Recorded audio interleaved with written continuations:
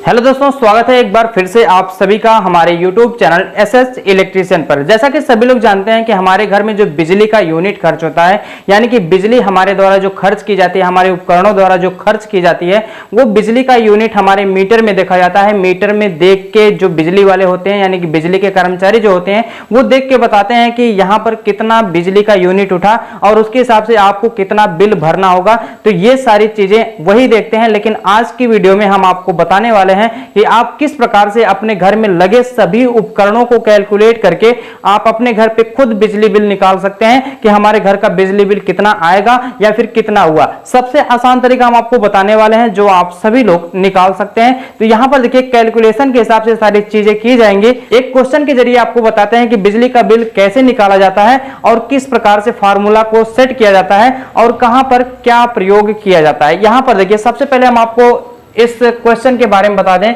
यहां पर लिखा गया है, एक घर में 230 वोल्ट 40 वाट के 5 बल्ब लगे हैं। बल्ब 5 घंटे प्रतिदिन की दर से 30 दिन चलते हैं। बल्बों द्वारा एक माह में व्यय की गई ऊर्जा कितनी होगी। तो यहां पर एक बल्ब का एग्जांपल दिया गया है, जो बल्ब हमारा 40 वाट का है और वो 5 घंटे प्रतिदिन चलता है। तो यहां पर लिखा गया है कि 30 दिन में वो 30 दिन में कितना यूनिट खर्च करेगा।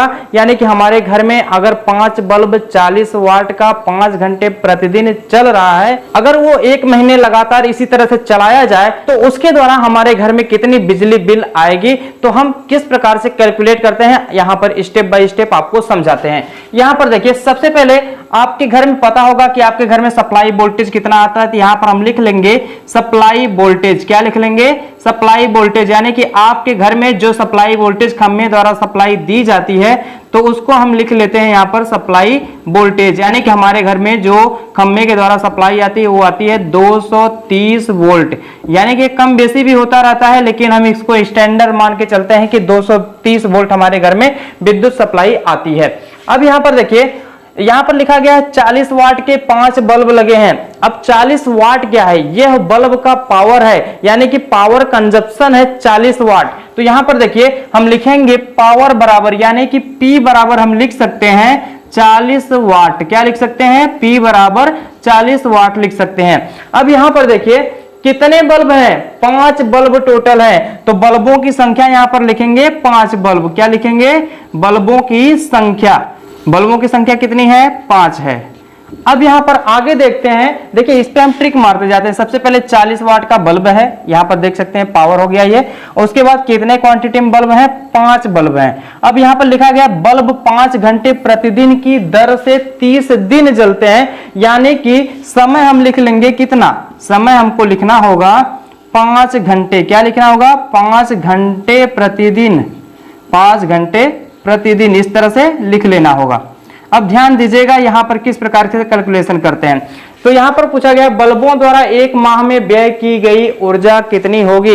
यानी कि 30 दिन की ऊर्जा निकालना है। अगर ये 40 वाट का 5 बल्ब 5 घंटे प्रतिदिन एक महीने के लिए जलाया जाता है। तो यहां पर देखिए, ध्यान दीजिएगा, एक फार्मूला हमारा होता है किलोवाट आवर। क्या होता है? Kilowatt hour. KWH आपने नाम सुना होगा, या फिर अगर आप इलेक्ट्रिकल की पढ़ाई करते हैं तो आपको ये बेहतर तरीके से पता होगा। तो यहां पर लिखते हैं किलोवाट आवर बराबर 1 यूनिट। क्या लिखते हैं? किलोवाट आवर बराबर 1 यूनिट। यानी कि 1 यूनिट को हम 1 किलोवाट आवर बोल सकते हैं। अब हमको क्या करना है?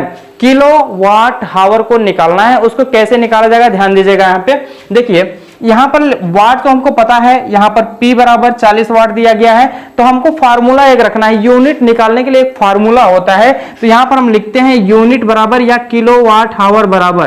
क्या लिखेंगे?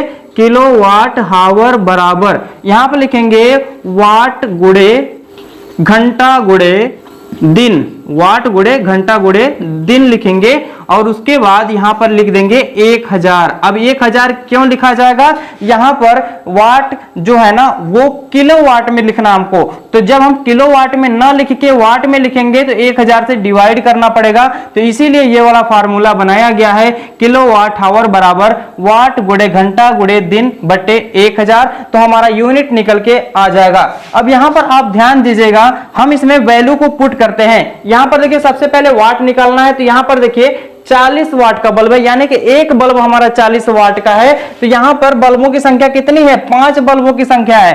तो 5 बल्बों का वाट कितना हो जाएगा? 5 बल्बों का वाट यहां पर अगर निकालेंगे तो हमारा हो जाएगा 5 गुणे 40 वाट, 5 गुणे 40 वाट हो जाएगा। तो ये टोटल वाट कितना हो जाएगा? 5 चौक 20, यानी कि ये हो जाएगा हमारा 200 वाट। क्या हो जाएगा? 200 वाट, यानी कि बल्ब का टोटल वाट हमारा हो जाएगा 200 वाट। तो हम यहां पर वाट के स्थान पे लिख देते हैं 200। उसके बाद कितने घंटे के लिए चलाया जा रहा है, यहां पर आप देख सकते हैं 5 बल्ब जलाए जा रहे हैं 5 घंटे के लिए, प्रतिदिन 5 घंटे जलते हैं। तो यहां पर देखिए घंटों की संख्या लिखना है 5। अब इसके बाद क्या लिखना है? कितने दिन के लिए पूछ रहा है, तो यहां पर दिन की संख्या भी लिख देना है। तो यहां पर दिन की संख्या आप जानते हैं एक माह में 30 दिन होता है, या फिर यहां पर क्वेश्चन में दिया भी गया है कि 30 दिन जलते हैं। तो यहां पर हम लिख दिया 30। और 30 के बाद आपको क्या करना है? सीधे 1000 से डिवाइड कर देना है, यानी कि 1000 से भाग दे देना है। अब यहां पर देखिए भाग देते समय यहां पर अगर ऊपर 0 दिख रहा है, गोड़े में सारी संख्याएं हैं, और नीचे भी 0 दिख रहा है, तो एक 0 से ये वाला 0 कट जाएगा, एक 0 से ये वाला 0 कट जाएगा, एक 0 से ये वाला 0 कट जाएगा। अब ऊपर की संख्या हम देखते हैं क्या क्या बच गया। यहां पर बचा है 2, यहां पर बचा है 5, और यहां पर बचा है 3। तो इस प्रकार से इसको जब कैलकुलेट करेंगे टोटल, तो ये हो जाएगा 2 5 10 3 30 यूनिट। क्या हो जाएगा?